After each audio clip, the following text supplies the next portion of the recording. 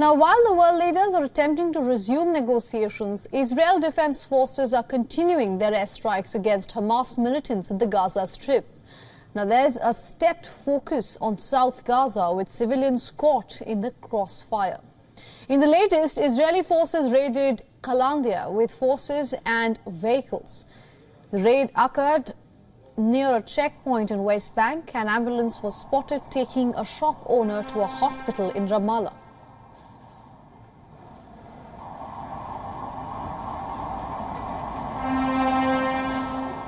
Senior Hamas officials said that resuming talks with Israel on further exchanges of hostages and prisoners depends on a cessation of aggression and a ceasefire. In a bid to renew the truce, U.S. Secretary of State Antony Blinken held talks with Qatari Prime Minister. Both leaders expressed the commitment to renewing truce, while also calling for aid and release of Hamas hostages.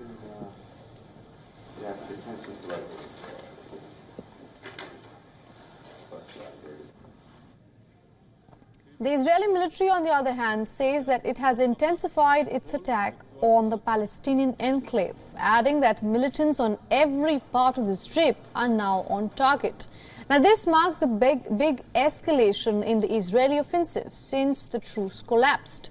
Before the 7-day pause, the deadliest Israeli operations were limited to northern part of Gaza.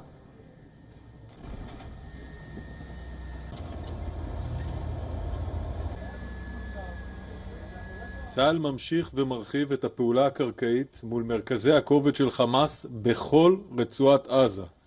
בכל רצועת עזה, במקום שיש מרכז כובד של חמאס, צה"ל פועל. Israel's military chief of staff says that their operation in southern Gaza will match its earlier offensive against Hamas in the northern part of the Strip. The IDF claims to have killed Hamas's commander of the Shati battalion with an airstrike in Gaza. They say that the commander, Haitham Khawjari, directed militants to carry out raids into southern Israel on October 7th, when the fighting first began. The Israeli Defense Forces further said that since the beginning of their ground offensive, the troops have discovered more than 800 tunnel shafts in the Gaza Strip. The military said that around 500 of them have already been destroyed, either by setting off large explosive charges inside or by sealing them completely.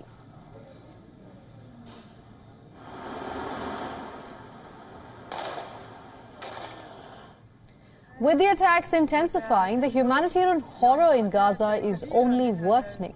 Over 2 million Palestinians face death and devastation across the besieged Strip. At least 700 Palestinians have been killed in the past 24 hours. It is one of the highest daily death tolls since the war began on October 7th. From the north to the south, Palestinians in Gaza say that they have nowhere safe to go anymore.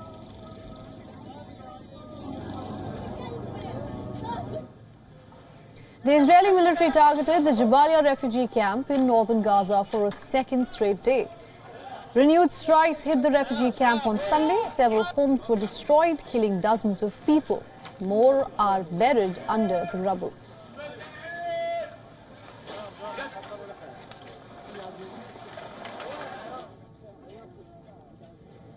Meanwhile, injured people were being rushed to Gaza City's Al-Ali Baptist Hospital as Israel ordered more people in crowded southern Gaza to evacuate immediately. Bodies were lined on the front yard of the hospital even as more bodies were being brought in. الحقيقة منذ انتهاء الهدنة وبداية العدوان من جديد تلقينا خلال الأيام الثلاثة الماضية يعني بما في ذلك هذا اليوم العشرات من الجرحى المصابين المختلفين والمئات من الشهداء. في الحقيقة الإصابات بهذه المرة أصعب بكثير مما قبلهن. أغلب الإصابات هي كسور معقدة مفتوحة تحتاج إلى تدخل طبي وعمليات عاجلة. كما وصلت عدد كبير من الحالات المصابة في الرأس ومصابة في البطن وغيرها، وهي كل حالات تحتاج إلى تدخل لإنقاذ الحياة. 39 Palestinians, including 20 who are badly injured, arrived in Tunisia together with their families on Sunday. They were transported from the Gaza Strip for medical treatment. They had been evacuated via the Rafah border crossing into Egypt. Another flight is scheduled for Tuesday to bring in additional 160 injured people to Tunisia for treatment.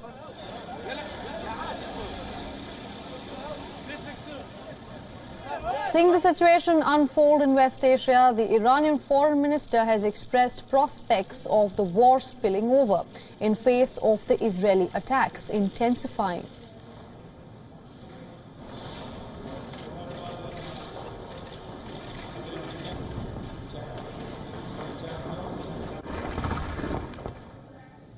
Now, to decode these developments further, we spoke to Sergei Sumleny. He's the director of the European Resilience Initiative Center, and he spoke about the recent attack by Yemen's Houthis on commercial vessels in the Red Sea. Yeah, indeed, it is a very big risk, as you have described in your presentation. The situation is quite dramatic. We have seen not only attacks on the commercial ships in the Bab el-Mandeb Strait, but also an attempted attack on a U.S. Navy vessel, which already demonstrates the level of how to say it better, the level of unpredictability of the actors and the level of recklessness. Like, there are not so many actors in this world who would be ready to attack a U.S. Navy vessel. Here we can see a clearly wish for escalation, or at least a wish not to calculate the consequences.